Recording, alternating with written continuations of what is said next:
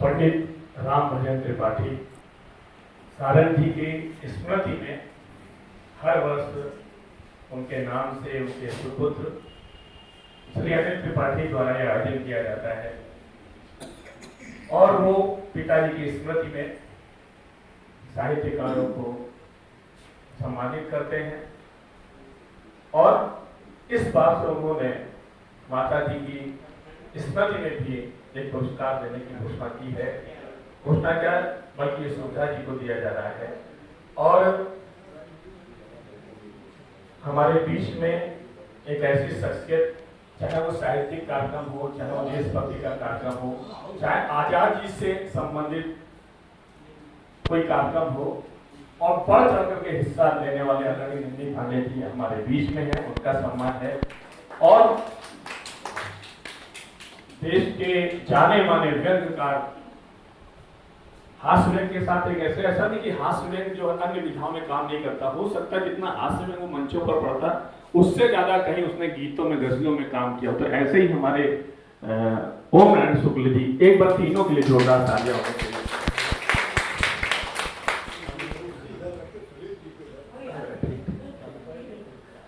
आज सारंग जी त्रिपाठी जी के साथ के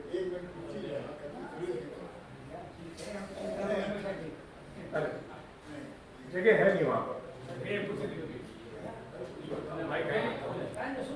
अरे ठीक है।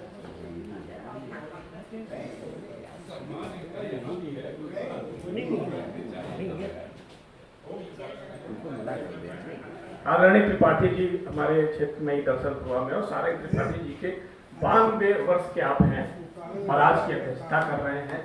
और एक बार जोरदार तालियां होनी चाहिए। ऐसी विषम परिस्थितियां बर्दाश्त हो रही हो, हाँ, बड़ी खुशी की बात है। और उस समय तो लग रहा था कि यहाँ पर जो है शुरुआत में, और पंडित प्रताप नारायण मिश्र जी, जिन्हें साहित्य से जुड़ा हुआ व्यक्ति कौन नहीं जानता है, उन्हीं के अंश हमारे बीच में शिव साहेब मिश्र जी, जो हमेशा साहित्यिक लोगों को सारंग त्रिपाठी जी की तरह जो युवाओं को भी प्रोत्साहित करते हैं। मैं वहाँ पे आपके वहाँ पर गांव में गया भी हूँ, वहाँ पे भी मैंने काव्य पाठ किया है और यहाँ पर उपस्थित हमारे आदरणीय के अवस्थी जी, आदरणीय अंतर्राष्ट्रीय ख्यात प्राप्त डॉक्टर सुरेश अवस्थी जी और हमारे जितने भी भाई यहाँ पर साहित्यकार उपस्थित हैं, भाई और बहनों, ये हर्ष का विषय है कि प्रति वर्ष आदरणीय, अगर हम नाम ना लेंगे, वो हमेशा सामने, अगर अभी डॉक्टर सुरेश अवस्थी ने कहा था विनोद त्रिपाठी जी से कि यहाँ बैठो, वो नहीं, वो कार्य मतलब गतिविधियों में लगे रहते हैं। तो जिन्होंने मतलब विकास का संस्था की पिछले वर्ष लगे जब 50 वर्ष पूर्ण हो रहे थे, तो 50 से ऊपर कार्यक्रम हुए, एक बार चाहता हूं उनके लिए भी जोरदार तालियां। और मुझे मुनव्वर राणा साहब का एक शेर याद आता है जो बिल्कुल फिट बैठता है आज के,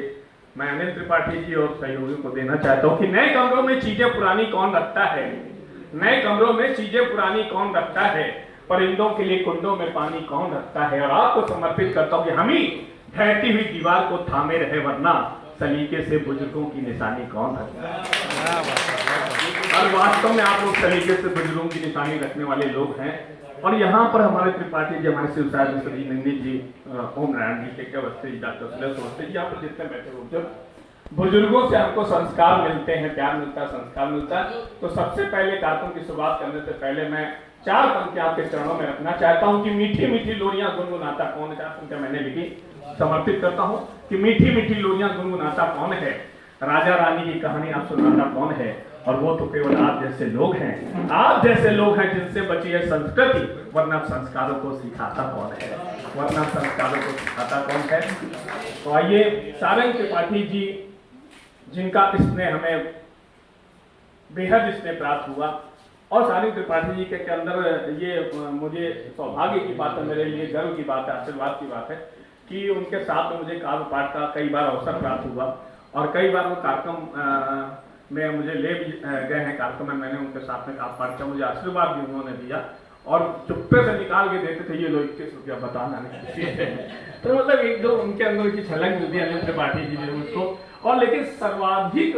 जिन्हें इसमें प्राप्त हुआ और आज वो अंतर्राष्ट्रीय ख्यात प्राप्त कवि के रूप में पूरे देश में जाने जाते हैं, ऐसे हमारे डॉक्टर सुरेश वस्ती, मैं उनसे अनुरोध करूंगा कि आदरणीय सारंग त्रिपाठी जी के संबंध में अपने हृदय से उपचार व्यक्त करने का एक बार अंतर्राष्ट्रीय ख्यात प्राप्त डॉक्टर सुरेश वस्ती